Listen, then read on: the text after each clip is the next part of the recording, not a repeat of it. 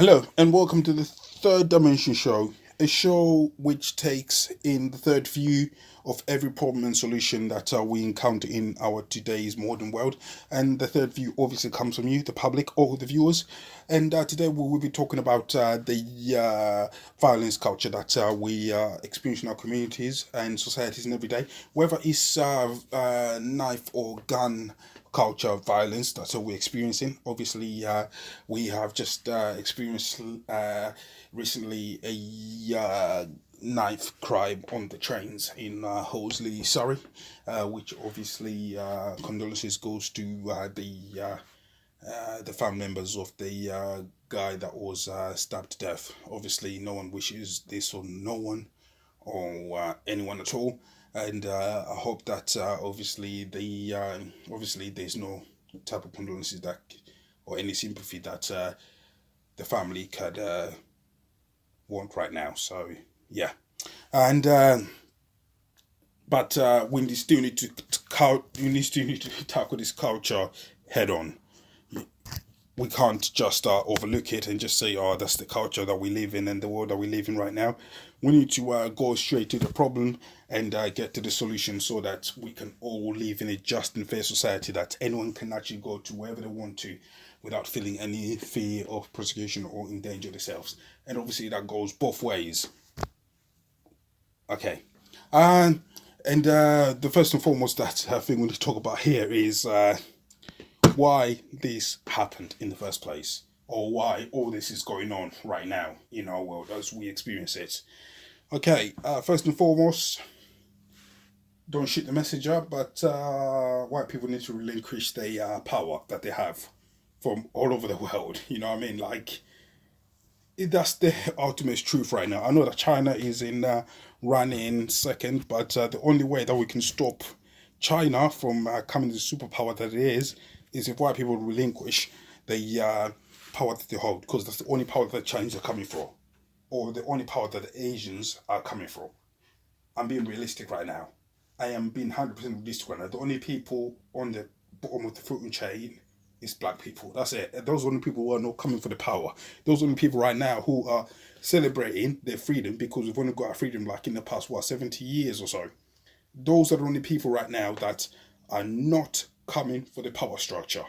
Okay, which leads me back into the good old segment of why we don't need weapons within our community and our culture, and just to stop even not just weapons but the whole entire violence, because weapons obviously were brought in firstly by white people when they were trying to conquer Africa because they couldn't fight with their hands or spears, so they brought in guns and enslaved the whole world, mainly Africa, but obviously they came on for Indians and the rest of them. But so if we're going to look at the whole stuffing of the whole weapons culture, it's going to come from the top. I'm sorry, but it's going to come to the top. It's not going to come from the community leaders. It's not going to come from a YouTube broadcaster. It's not going to come from no one else apart from the guys in power. If Donald Trump today, or whichever American president was in power today, said, America now from his, I don't know what, is it his Second Amendment or whatever, if they say we're no longer protecting the second, third, or fourth, I don't know whatever amendment it is, but they say, okay, we're now stopping selling of guns. You know what I mean? Like, just imagine that would do to the world. Imagine how much deaths in America that would prevent in people just not wanting guns. And that came with the same thing as Britain. I know that Britain doesn't condone in the selling of firearms or anything like that, but let's just say the Britain say police not going to carry firearms anymore. No matter, I know, I'm telling you, in Britain, it's not every police that carry firearms. It's special ones that carry firearms. But if they said those police not going to carry firearms neither, and if you're found carrying a firearm or any type of weapon, doesn't matter what type of weapon it is. It could be a bat. It could be anything that you can think of. If you're found carrying anything that can is reasonable to cause significant damage, so even police will never.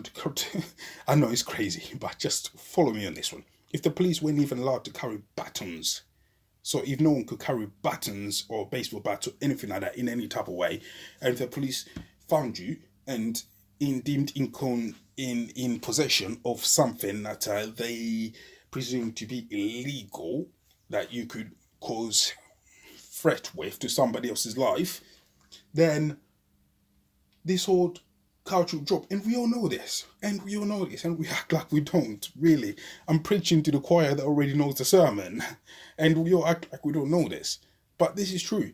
You know what I mean? So put it this way, right? I understand, like, there's always going to be arguments. You know what I mean? There's always going to be arguments because the story that's gripped us today is the story from the guy that got on the Guildford train all the way to London and got stabbed.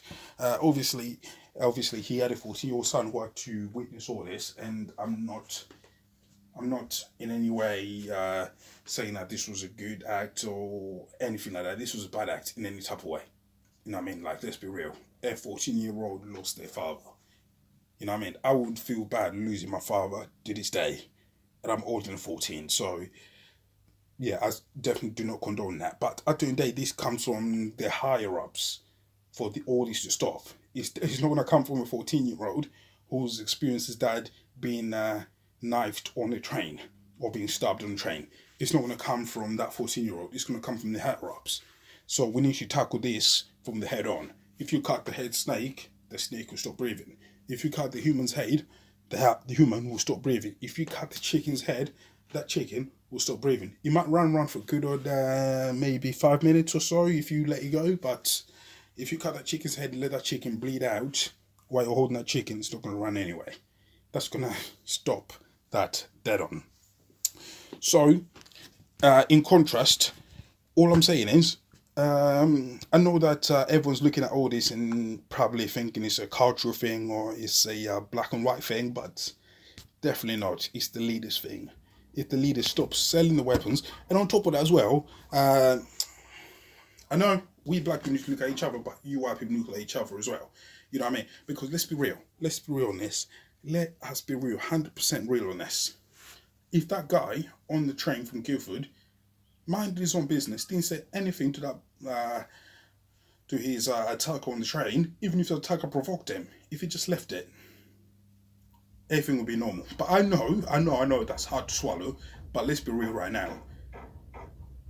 That guy who stabbed the other guy on the train, the guy who did the initial stabbing, did not provoke the other guy.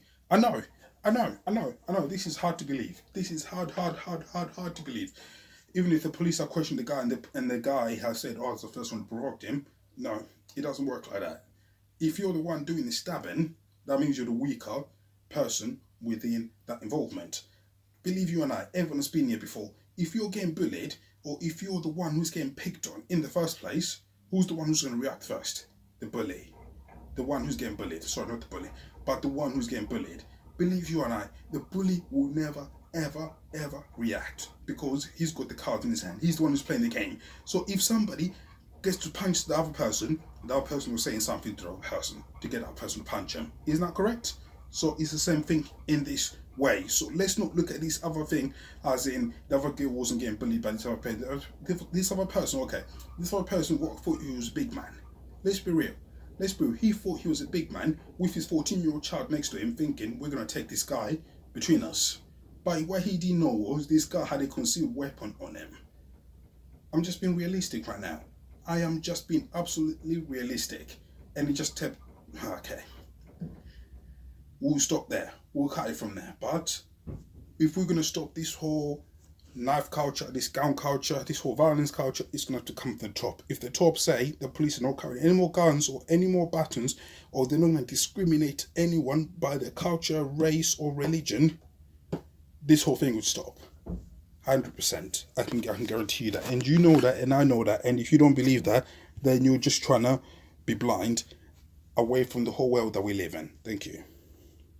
And don't forget to subscribe and obviously hit the like button. And obviously, as we already said from the beginning of the show, the viewers obviously give us the second side of this. And obviously, we've discovered two sides of this, which is A, the guy who stabbed the dad on the train was wrong, and B, the dad on the train shouldn't have stabbed the other guy. If you've got kids and you're with your kid on that train journey, wouldn't you just let the attacker say whatever you want to say to you? I understand that I made you look in front of your kids, but at the same time you'd have thought, no, I've got my kids with me. It's the same thing with me. Whenever I'm with my missus and I see somebody else trying to come towards me, I say, no, I'm weak right now. I can't fight you. One my hand is tied. I've got missus with me. You know what I mean? Like I can't fight you right now. If I lose, my missus is gonna look at me like I'm weak. And even if I win, my missus is still gonna be crying and punching me in the back in my back and going, leave him, leave him, leave him, leave him. So I don't think I can't win. One of my hand is tied. I need to, you know what I mean, get away from this situation. So to me, if you ask me, that guy should have just said no. You know what I mean? Like, I'm gonna stay away from you. I got my kid with me, but he thought, no, I got my kid with me, we can have you. There's two of us against one. And at the same time, the other guy should never, ever, ever gone and stabbed another person, taking away a person's life. Because I think that you've left a child with no family. You know what I mean? Like, with no dad. He's got no parental guidance now. Whatever's going to happen to that child is consequently towards you. And you have to leave that with the rest of your life, no matter what. Okay, as I said, leave your comments below, and thank you for subscribing, and thank you for liking the video and for your comments.